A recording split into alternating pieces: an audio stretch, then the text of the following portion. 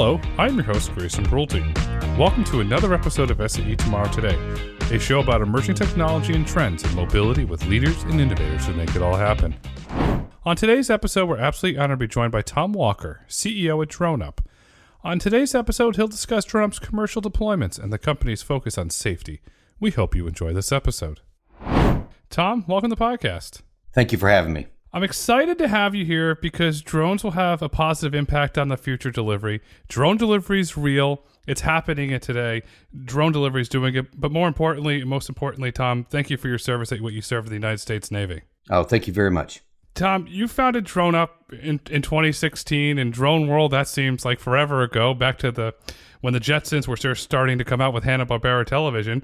And then not only that, so then 4 years later, you say, okay, you get a contract with Walmart. You begin operations with Walmart in 2020, delivering COVID tests. After 4 years as a company, what led to that breakthrough moment with Walmart? It just seems like this incredible accelerated pace. Yeah, it's actually a very interesting story because we were a drone services provider. Our focus was on utilizing drones for aerial data collection, inspection, the things that I think have always really understood drones could do efficiently, effectively, and more safely than other types of inspections. After the pandemic began, several people started asking, all the way up to and including the White House, reached out to several drone companies like us and said, how could drones be used, commercial drones and their operators be used to aid the pandemic relief? And then they added these specifically with regards to delivery, which at the time we didn't do. In fact, we'd never done a single delivery. Our answer was blunt and honest. We have no idea, but we put together an operation in Lawrenceville, Virginia, titled Operation Last Mile. And right in the heat of the pandemic, brought 40 of our very best operators that were in our drone service network. And we said, let's test drone delivery. Let's do everything we can test how we would do it. How would we communicate? How would we build delivery mechanisms? Because they really didn't exist. And how would we coordinate it? We published a document called Operation Last Mile. And Walmart saw it. They were interested in drone delivery, obviously. They didn't have an internal drone delivery program. And they asked us if we'd like to participate in contactless-free drone delivery of COVID test kits. We did. For a 9-week period, the operation was incredibly successful. And within a couple of days of completing that exercise, we were talking to Walmart about an investment. Wow. The pandemic acted as an accelerator for your company, and it changed the direction of where you were going. Not only on the delivery side, people say, did you pivot? We didn't, because we still do both, right? We're still an aerial data collection company and we're a delivery company. But not only did it create the impetus for us to get into delivery, but our drone services portion of our business grew 1,004% in the first year of the pandemic because people couldn't travel to go do the inspections. They couldn't get out and do what they would normally do. And so even businesses that had been reluctant to look at drones as a potential solution were forced to. And our biggest concern, as you can imagine, was, okay, as the pandemic begins to subside, will they continue to utilize drones in this way, or is this a stopgap? But the good news is we've continued, and to this day, Q1 of this year was up 300% over Q1 of last year. So we're still seeing that growth in the drone services side. For the drone services side, of those clients, insurance companies, large infrastructure developers, if they're going to develop a building or a bridge, is that who's using that? It's all over the map, but our biggest growth verticals in the drone services side is cell tower inspections. That's a big, significant growth area for us, especially with the continued rollout of 5G and the necessity. But real estate investment firms that own large amounts of property that need them inspected. We do a lot of various different infrastructure work. And yes, insurance work. We do roof inspections following storms and various other kind of a new thing we're even doing now is inspecting to ensure that homes are compliant with regards to the fencing around their pools. That's really smart. That's something I would never think about. Oh, I'm gonna close the gates to my backyard, and you're not gonna look, and you say, "Oh, not so fast. We've got a drone, and we're authorized to go look at this." The cell phone towers. You look at Castle and all the different REITs that American Tower, for example, own it. Are they looking at it from an economics standpoint, where if they operate your drone service, it's much more cost efficient than the traditional way of inspecting these towers? Well, it's getting there. See, that's an interesting question because a lot of people have wondered why there's been such a slow growth. It's clearly less expensive to put a drone in the air, do a 30-minute flight of a tower, gather all the data. It's certainly safer because you don't have people scaling the towers and hanging off the side of the towers. But just like in the insurance industry, one of the reasons that the adoption rate was slower than I think some had anticipated was because it wasn't necessarily that they were opposed to it, but there was no way to process the data in the way that we were collecting it. So you'd have a guy who typically would crawl up a tower, he would take a few pictures, he would annotate the data that he needed to provide back. That went to internal people who had a process for ingesting and processing that data. All of a sudden, we're giving them 2,000 high resolution photos, and they're looking at it saying, this is really cool, but, how do we process this? So it's taken some time, not just for us to improve our flight methodologies in the way that we collect the data, but also work with our partners to create software programs that actually deliver usable data to the customers. And now you're really starting to see that. That's why I think you're starting to see, you are seeing a hyperbolic growth in the utilization of drones in those verticals. When you look at different verticals, so we have the cell phone towers on one vertical, different vertical, but similar wind farms. Are you creating software packages that say, okay, this works for a wind farm because they need the data like this, and for the cell phone tower industry, they need it in a certain standard way? That's exactly right. And not just there's two parts of it. There's the flight portion of it. How do we collect that data safely? How do you fly? A cell tower, fortunately doesn't move much. So it's pretty easy to have a standard, when you're dealing with a wind farm, and same with solar, right? Solar panels don't move. So we've got a flight. When you're dealing with things that move, it creates different objectives. The winds are a concern when you're flying wind farms, because guess what? They're put in places where there are wind. Yeah. So you've got a drone flying in a high wind solution with large movable objects. The challenge here is that the software packages haven't become consistent. So you don't really have one that's good for towers and solar and wind farms. So they're continually evolving. I'd say the wind farm software is the one that's probably the least mature of all of them, but it's coming along. So you have the drone on one side, let's call it the hardware. Then you have the software that you're going to deliver the deliverable to your client. And then on the other side, you have the pilot.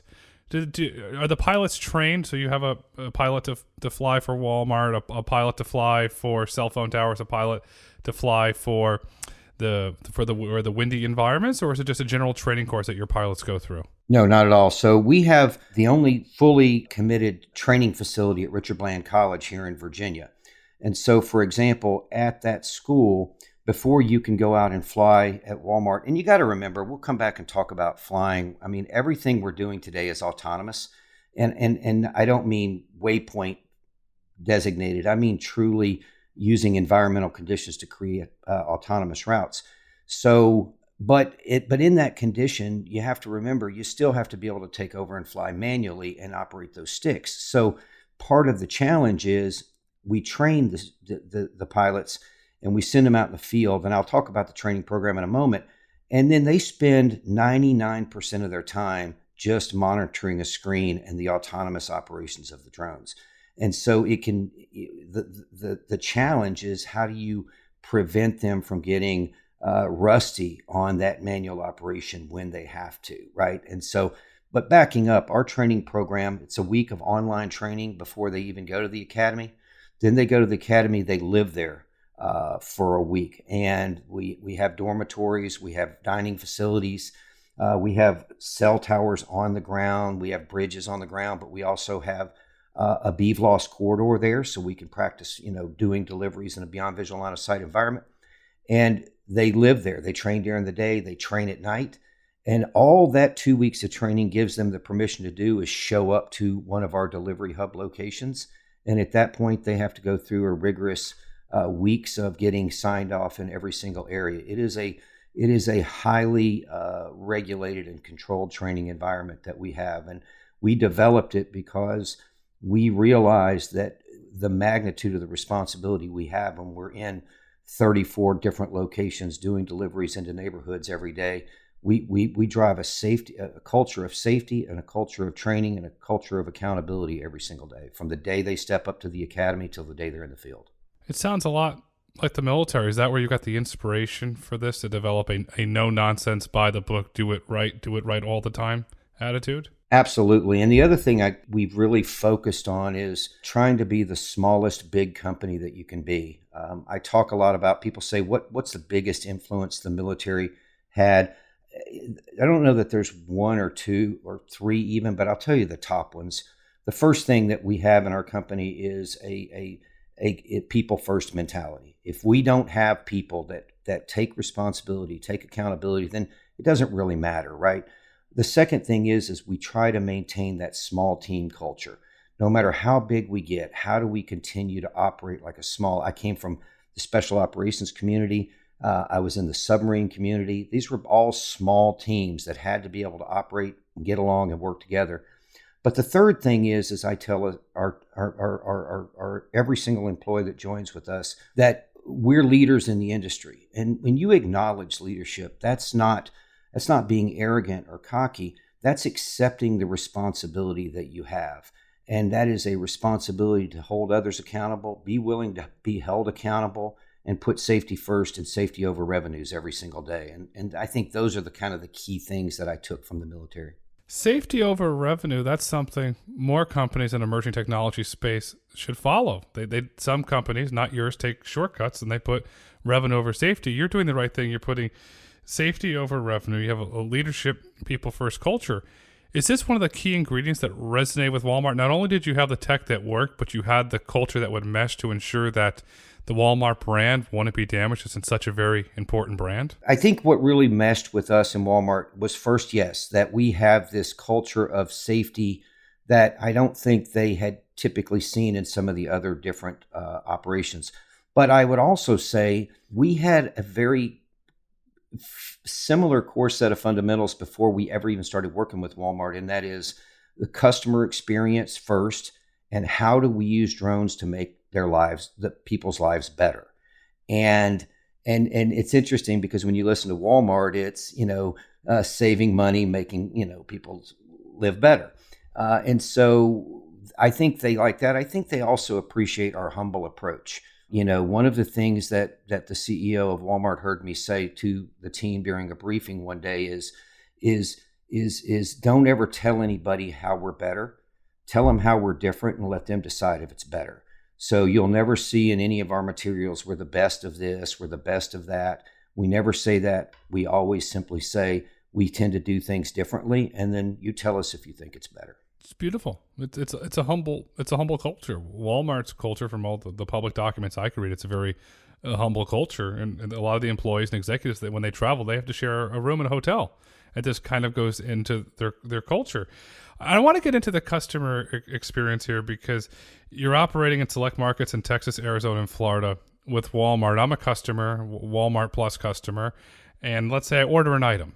And I don't know, let's say shampoo. Oh, I ran out of shampoo. Okay, let me order the shampoo, and I have the different delivery options. When I'm on Walmart.com, do I have a deliver by drone button and I hit, and 30 minutes later there's the shampoo at my house? Or how does it work from a customer experience perspective? Yeah, it's coming in the Walmart app. Well, first off, we're also in Utah, Arizona, and Virginia. So we're operating in 6 states and 34 different locations. So Florida, Texas, Utah, Arizona, Virginia, and Arkansas.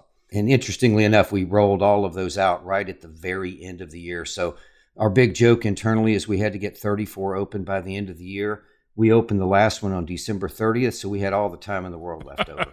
But so right now, Walmart is integrating this into the actual Walmart e-commerce experience. It's taken a little time to kind of figure out how it was going to work, considering we'd be in some locations but not in others. Unlike other delivery models, there's environmental conditions change certain things, and then there's the regulatory determining what can actually be flown by drone versus in a vehicle. So it's taken a little bit of time. In the meantime, we have a website called droneupdelivery.com, and you go to droneupdelivery.com, you enter your address, and then it will tell you if you're in range of delivery and if delivery is available. And if it is, then you go into the app. In a neighborhood market, we've got between 8,000 and 10,000 items in inventory. In a superstore or regular Walmart, we got about 20,000 to 25,000 items so far in inventory. And it's literally this simple. You go in, you place the order, or you select what you want, you place the order, and once you hit order, the product is retrieved from the store. It's packaged. It's loaded onto the drone. Once it's approved to launch, you get a text that says your product is on the way. Please stay indoors. And then the product is delivered to the home. And all of that process takes an average of about 20 to 22 minutes. Now, I want to get into some interesting data. Walmart's released data around the items that their customers use. One of them stood out to me more than anything. Hamburger helper. For some reason, hamburger helper is one of the most popular items ordered from Walmart using DroneUp. I'm like, okay, I'm thinking around dinner time. Just, okay, hamburger helper, need to make something. The kids are hungry. Let's order hamburger helper. It'll be here in 22 minutes. Is that mostly being ordered at dinner time? And if so, does that create an air traffic control issue since there's so much demand for a dinner time item?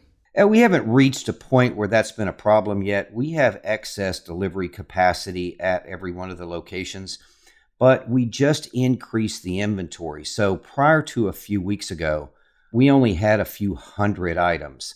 And so, there was a lot of people wanting to order, wanting to try the service out. I think hamburger helper at the time was just one of those convenient items to order. And there was no specific time, interestingly enough. The only thing that we tend to see a trend around specific times is children's items, baby items. You tend to see those a little bit later in the day because it's, in the evening when they don't want to leave, but still not at a volume. We have the capacity right now to deliver a little over 500 packages a day. And so we haven't yet achieved that volume, but as we're adding more products, I will tell you, I just got a report that since we've increased that inventory, the volume of deliveries has gone up over 300% a day. So we know the demand is there, and I hope we reach the point where we're having that. I don't think it'll be an air traffic problem as much as it'll be the loading of the product at a volume that we need to be able to do that. Remember, the drone flight itself in that 22 minutes is between 4 and 6 minutes. It's very, very fast. So, and we haven't talked about it, but the flight out, the delivery of the product and the flight back, that part's 4 to 6 minutes. So that type of rotation is pretty quick. Right now, the longest leg and the longest pole in the tent is actually the retrieval of the product from the store. What happens when the drone gets to the customer's house? Does it drop the package and the customer gets an alert, okay, safe to go outside? How does that process work? So once we get the order, let me just back up and tell you what happens. The order comes in. As soon as the order comes in, before we even have the product out of the store, the system is autonomously calculating the route for delivery of the product. And it's taking into account traffic patterns. It's taking into account that it wants to fly over roofs. It's analyzing different signals to determine where there may or may not be crowds of people. And so it's creating a very safe route that also takes into account environmental conditions. We certainly would rather have the wind behind us when we're carrying the package and then return into a headwind, for example, those type of things. That all happens in a matter of seconds. Once the product comes out, somebody inspects it to make sure it's a compliant product, closes the box, loads it on the drone, remote pilot command, makes a final judgment call. He pushes a button. The drone takes off and on its own goes to about 200 feet and then flies its autonomous route to the home. Once it gets to the home, it will lower down using sensors, determine the best delivery position, usually on the back porch. The remote piloting command will then do an inspection of the area, verify it's clear, in addition to some other sensors that do that as well. He'll hit the button. It lowers down to 80 feet. It then lowers via a tether, and it gently sets the package on the ground. The tether comes back up, and then the drone returns to altitude and flies back. So it's a very seamless product. Like I said, the operator only intervenes twice, once to approve takeoff and once to approve delivery, and then it uses the same autonomous system to determine its route back. And so our system can operate dozens of drones in the same ecosystem with a single operator if once the regulations allow us to do so. It's scalable, and today you're flying beyond visual line of sight. Does the operator have to do anything, or does that come down to the regulatory environment where you're currently operating under the FAA Small Unmanned Aircraft Regulations Part 107? Is there any nuances or processes that have to be done today since you're flying beyond line of sight? Right. Well, we're not really flying beyond line of sight. We're flying what I think is sometimes referred to as extended visual line of sight. So we have a visual observer out in the field, That visual observer's job is, in the event that the remote pilot in command loses visual on the drone, the operator that's out in the field, he doesn't have to be where the delivery is going specifically, just out in the field. He maintains a visual on the drone and the airspace around the drone. That person has the capability to take over control if they need to. One of the things that we think is important in terms of considering beyond visual line of sight regulations is we've never, ever had to take control. So the concern sometimes about beyond visual line of sight is, well, what happens if the RPIC can't see it and there's a problem? But if you look at data, and I'm a big data guy, data has demonstrated that we're never having to do that, right? So, and we share that information. But so right now we're flying, about 2 miles, but there is somebody that has visual on the drone, but more specifically, they have a visual on the airspace around the drone, and they have both communications, well-protocoled communications with the hub, but they also have the ability in the event of an emergency to take control of the drone. This all ties into your culture of safety. Drone Up, I'll just say this very frankly, you're doing it right. You're not cutting corners, you're doing it right. Is that helping to build trust with those customers that are delivering that package, knowing, okay, this is to be delivered in a safe manner? Yeah, so one of the other things we say is that over the last year, we've had 3 missions. And sometimes people laugh and they say these 34 operations and you're only able to fly about 2 miles. And sometimes people laugh and go, how significant is that? Well, 2 miles, there's a lot of homes within 2 miles of Walmarts, right? 90% of the U.S. population lives within 10. There's a lot within 2. But there's a lot of things we needed to prove before we could go further than 2. And one of them is we needed to prove we could work with the FAA.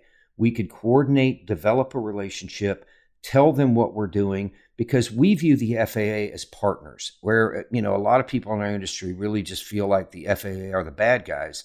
What we recognized very, very early, all the way back to 2019, was this is as much a challenge for them as it is for us. They have responsibility for the airspace and the national airspace system. And now all of a sudden you've got these operators coming in with drones. And let's be honest and candid here. You don't even have to fly a drone to get a Part 107 certificate that makes you a legal commercial operator.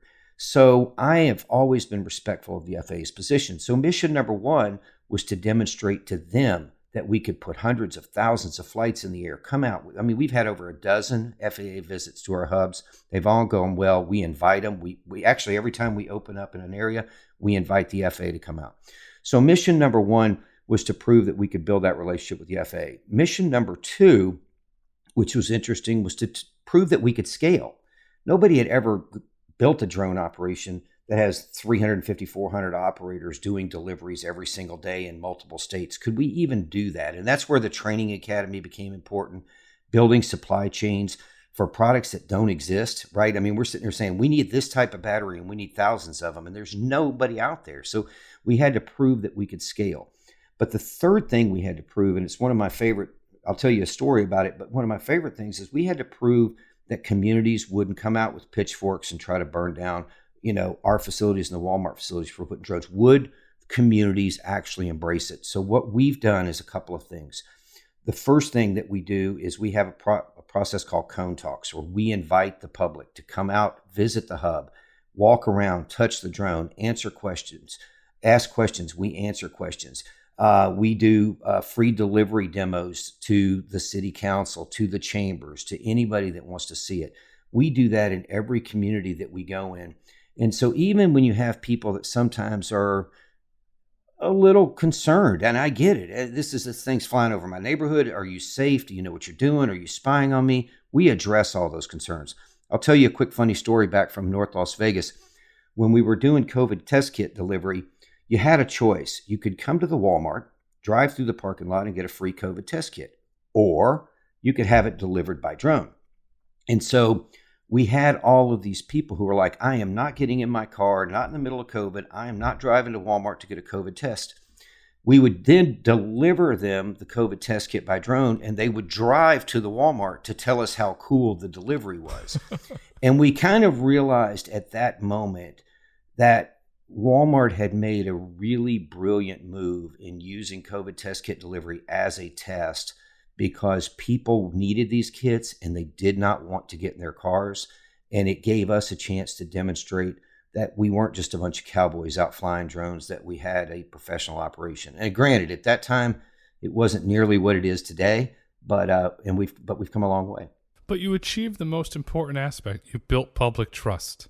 And when they showed up at Walmart, how excited they were. Mission accomplished. They're now a convert. Oh, yes, I can get everything delivered via the drone. And that also helps. You have the partnership and the deep respect for the FAA. That helps the FAA with their job as the public starts to accept this technology as they regulate and manage the airspace.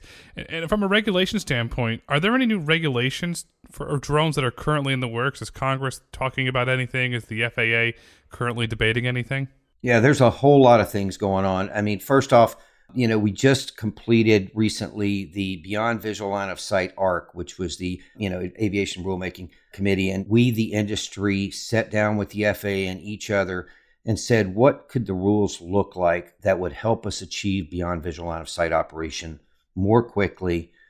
How do we get more reasonable? That was done and submitted to the FAA. In addition to that, we were very involved in a recent piece of legislation submitted by Senator Warner and Senator Thune, bipartisan legislation that essentially says, if you read it, it's time that we start taking a more risk-based approach to drone operations.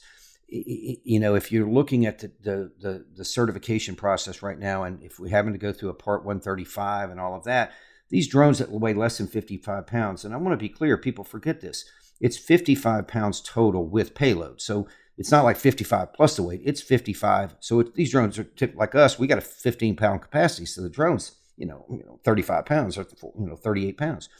But the point is when you go through that certification and you start doing your waiver, one of the first things you have to waive is the seatbelt requirement. And then another thing you have to waive is the requirement to have the manuals on in multiple languages.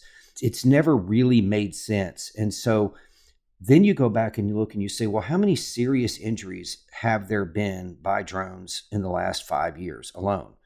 And of all of the serious injuries that you'll find, they were all to operators, the operators who were doing something silly, not to the general public. So our kind of pitch to Congress and to the Senate was, how safe do we have? What's the safety threshold? If you'll never achieve 100% safety. I mean, you can't go for a walk and be 100% safe.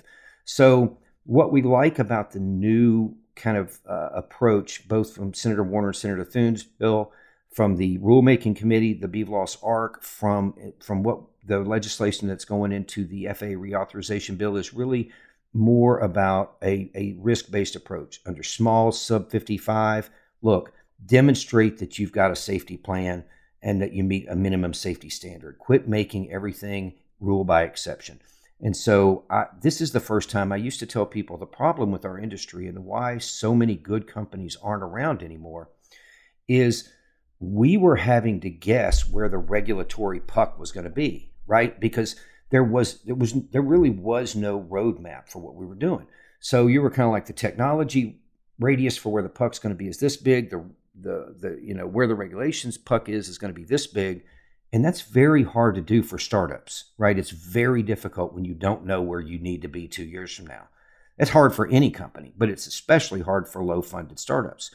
Now, what I can say with regards to the regulation and the movement we're seeing in the House and the Senate, this is the first time that I feel like the FAA, the Department of Transportation, Congress, and the industry are all aligned on a set of regulatory standards that make sense. And I think the regulatory puck radius has now gotten really, really small. And I think that's going to be big for our industry and big for a lot of companies and good for the public.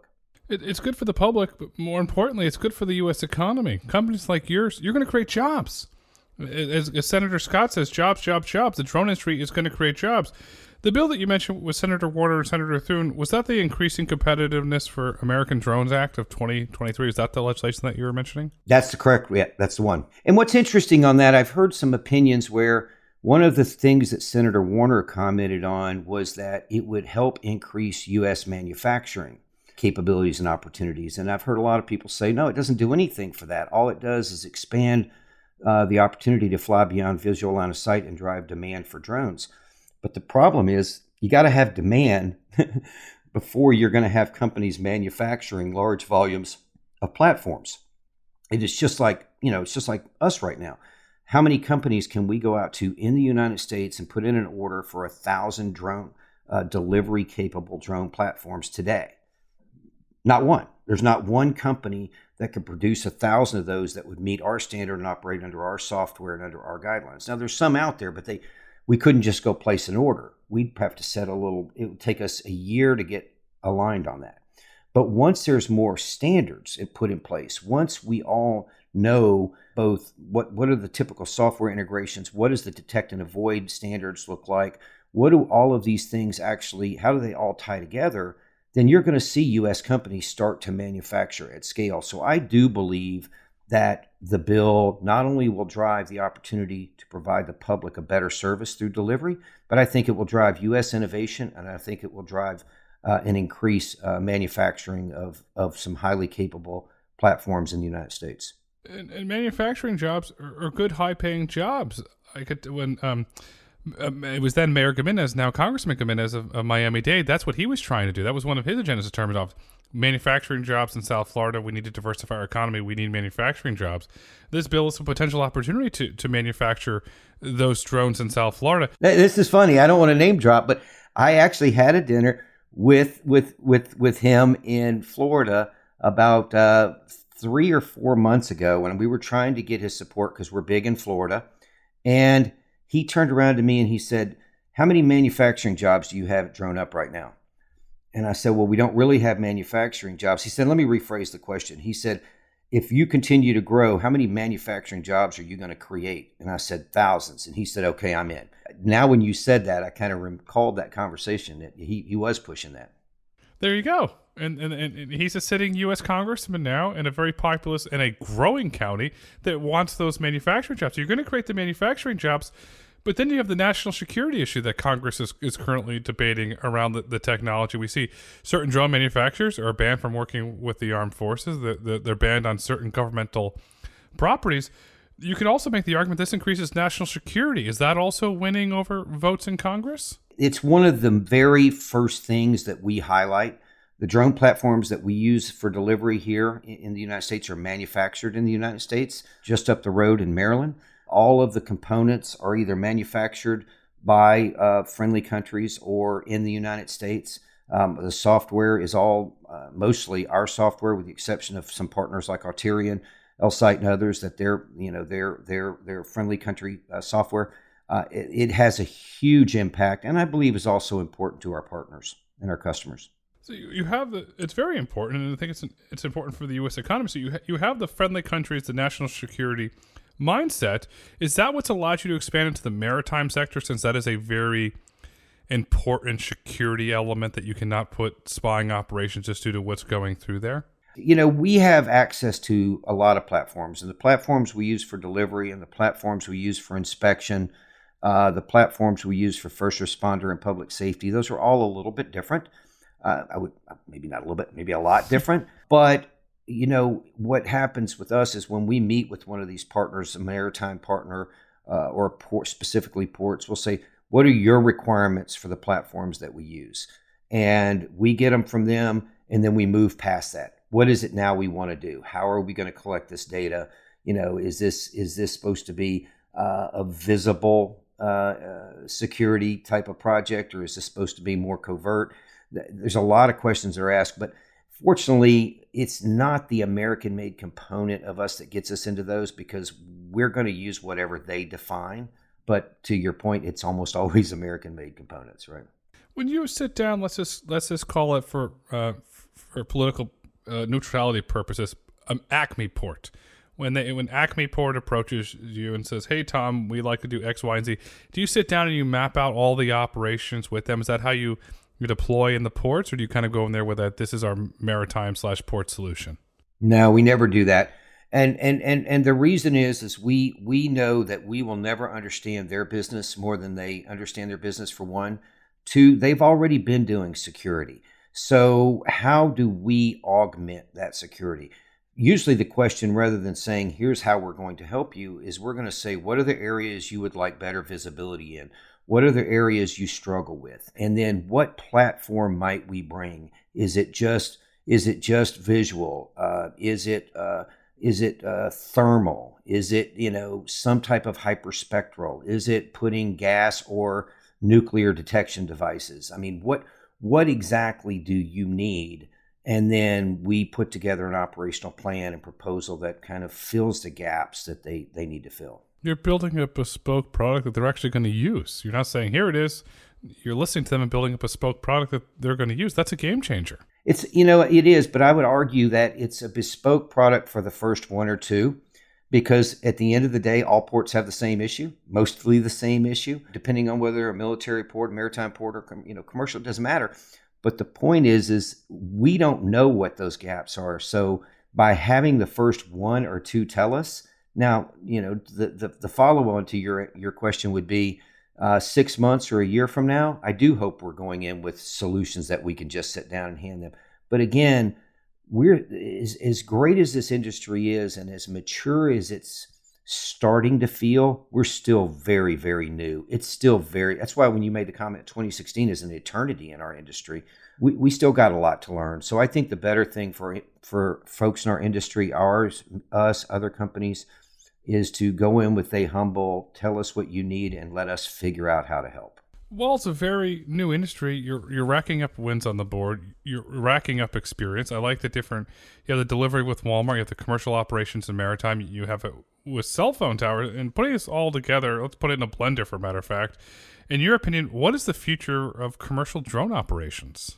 Well, I think it's going to change significantly. And it's one of the things that you're going to see is the less reliance on the operator. As we can fly beyond visual line of sight, we're going to be able to have the ability to deploy drones from fixed locations. It's part of our strategy. Part of our model is where we have delivery hubs. Where we have delivery hubs, we will also have pre-positioned drones ready to deploy. We have a partnership with a security company, for example, and right now we're in the process of testing. The security alarm comes in, the drone deploys, it's overhead within 30 seconds. It's live streaming what it's seeing back to the command center, so the command center can make the decision of whatever appropriate level of response may be. In that particular scenario, there's no operator. It is autonomous. It's deployed autonomously. It runs itself autonomously. And then if they say on their system, we need a closer view of door A, door B, the drone automatically will go in and give and do that feed. So I think you're going to see less manual intervention, much more autonomous use, fast reaction.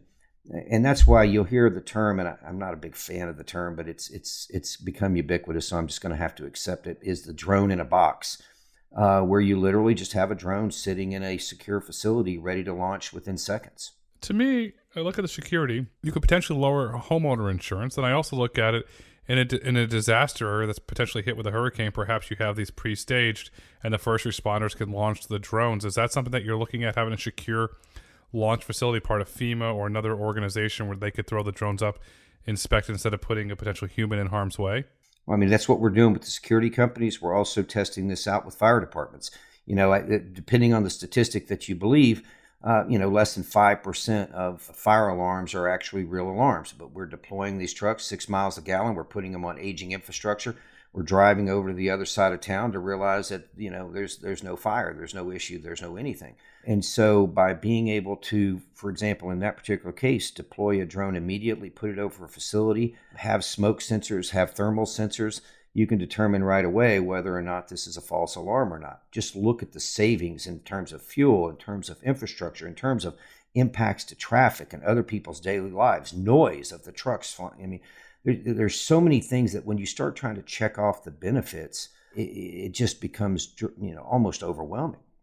You're saving money, you're saving carbon. It seems that the opportunities for drones and what you're building a drone up, I'll just use the term endless. I really can't wait to see. We have you back on a year or two from now. Next thing you know, you're in 12 states. You're scaling this.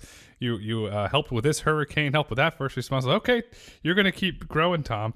And as we look to wrap up this insightful conversation, what would you like our listeners to take away with them today? I appreciate this opportunity. Thank you. I think that hopefully they've heard the message that I hear the concerns, and some of the concerns are privacy, and I want to address that. For example, we don't film or record or take any pictures when we're operating. We don't record any data when we're flying and doing deliveries in neighborhoods. A lot of people are surprised to hear that. Another thing people ask about is the noise, right? I'm nervous about the noise of the drones flying over. And we've done a lot of analysis, and actually what we've determined that at our lowest altitude, when we're doing delivery, we're actually more quiet than a delivery truck driving down the street. In fact, we have had people have the product delivered, didn't realize that we ever delivered the product, called us up and reordered because they missed the chance to see the drone doing the delivery. So we take those things very seriously. As you look at our next generation of drone, we're actually making it even more quiet. So we're excited about that. But I just want to make sure, and I appreciate you recognizing, and I think it's important, especially in the communities that we're operating in, that they recognize just how focused we are on safety. It is our livelihood. I have a saying, one of those sayings I picked up in the Navy, and every person that works for me, every person knows it. And that is that one aw shit will wipe out 99 attaboys. So we can do it right 99 times, and we can do it wrong once, and people will forget the 99 times we did it right. So our focus is to not have any aw shits. We don't want those because Drone Up is doing it right. I repeat, Drone Up is doing it right. They're not cutting corners. They're doing it right, and they're going to be a welcome part of your community in the future. Today is tomorrow. Tomorrow is today. The future is Drone Up. Tom, thank you so much for coming on SAE Tomorrow Today. Thank you so much. Thank you for listening to SAE Tomorrow Today. If you've enjoyed this episode and would like to hear more, please kindly rate, review, and let us know what topics you'd like for us to explore next. Be sure to join us next week as we speak with WSP's David Kim, who will discuss road usage charging programs and how they benefit drivers, transportation agencies, and businesses nationwide.